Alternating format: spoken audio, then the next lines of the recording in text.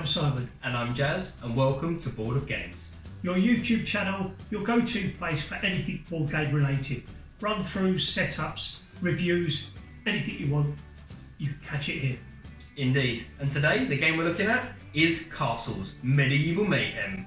It's a fast and furious card game where you battle it out between 2 to 4 players, where you've got to destroy their castle and keep yours standing. It's for ages 8 and over, possibly a bit younger, and 2 players, 10 minutes tops. Yeah. 4 players might go up to 20 minutes. It is a quick game. And the better you know the cards, the quicker it will be. The quicker it will be, yeah. So let's go to the setup, see what's inside the box. So this is the setup of Castles. You'll deal 6 cards around your king and queen, and this will be the castle you need to protect. There are 13 different types of cards, and you'll be dealt 5 of them into your hand, for which you'll use to attack or defend your castle.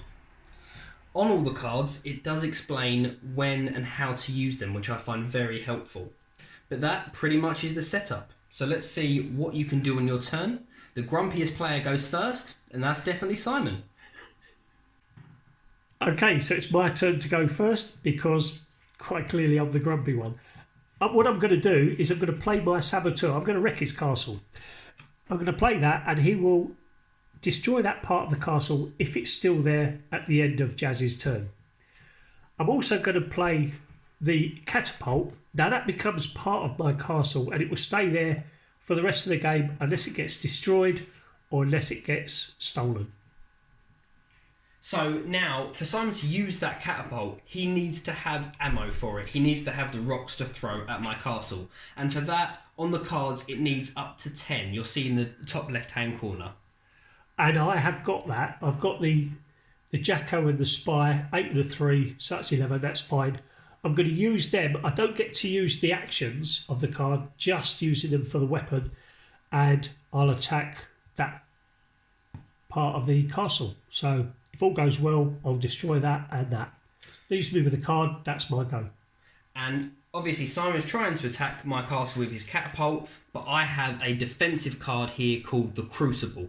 This will reflect a catapult attack back at Simon's wall. So I discard that, his attack is null and void, and I'm going to choose this part of the castle here to be destroyed.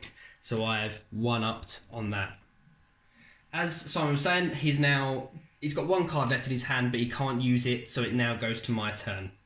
I must always have 5 cards in my hand at the start of the turn. As I use that Crucible defensively, I get 1 extra card.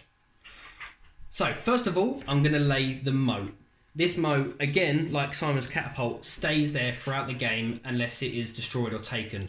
That stops any saboteurs getting to my castle and any gunpowder unless Simon gets the boat. Next, I'm going to destroy his saboteur with this Jacko card. So that protects that. And finally, I'm going to do a bit of revenge myself. I'm going to lay some gunpowder, and then I'm going to flaming arrow him. Boom. Excellent. It's not my turn, but because this card's got a red dot, it means you can use it out of turn. And it's the water that puts out the fire. So fortunately, I was able to not have that part of the castle destroyed. Unfortunately, I didn't destroy any of his. No. And obviously I had 1 card left, but say I had used that in a different way and I had no more cards on my turn.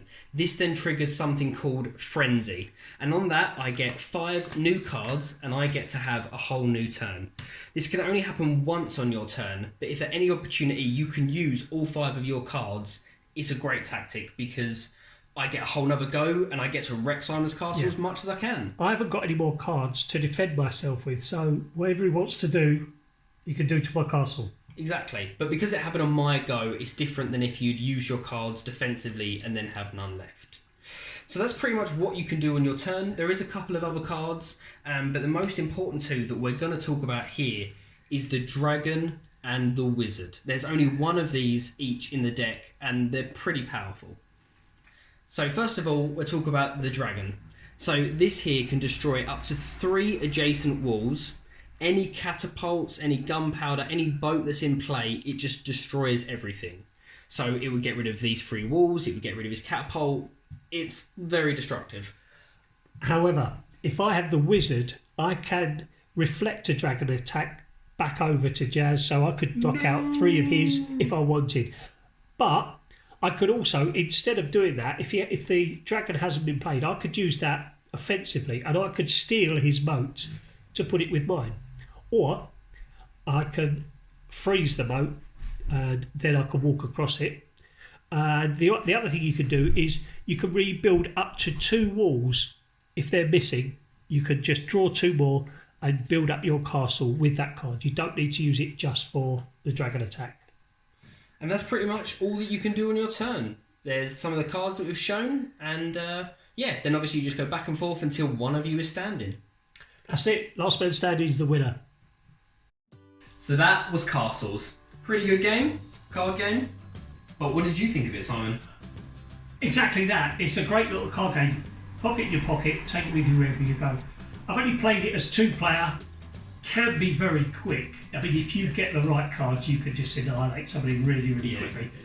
With 4 players, it's going to take longer because you'll pick who you want to attack.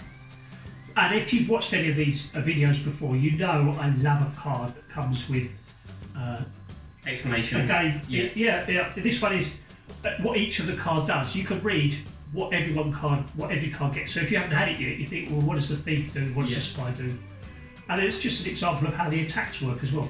Absolutely brilliant. Yeah, exactly. There's another 2 little cards that have the rules that very quickly explain it, and also frequently asked questions. There's always a little thing like, well, if I do this, then what happens? Because it's not in the rules. Yeah. It's great they've actually got some there. Yeah.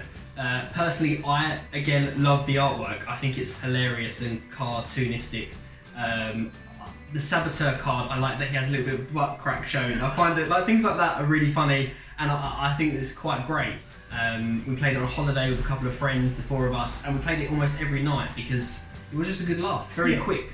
But that's the thing about it, it's a good laugh to play. You can get annihilated pretty quickly. If you get the dragon, early, it's pretty much game over. But you play again and again. Exactly. It's going to be fantastic. And it's great when you've got that moment when you're like, I use my dragon on you, and you think, I've won, and they're like, well, I've got the wizard. Things like that. It does make it for a nice game that you can play again and again. As mentioned, you can get annihilated really quickly if the cards don't work, but that is the essence of some card games. It's the way it happens. Yeah, that's the way it happens. But all in all, it's pretty good. Yeah, made by Gunpowder Studios. Fantastic game, well done, guys. This is great. Yeah, enjoy it a lot. Well, that's what we thought of it anyway. Perhaps maybe you'll pick it up. If you do, that's great. But in the meantime, we hope that you will like and subscribe at the bottom here, our videos. We really, really appreciate it. And we hope that mainly you're enjoying the videos. And if we're getting you to buy some more games, then brilliant. Yeah, if you'd like us to review anything specific, pop it in the comments. We'll see what we can do. Yeah, fantastic. But in the meantime, thanks again. And we are Border Games. Enjoy your games.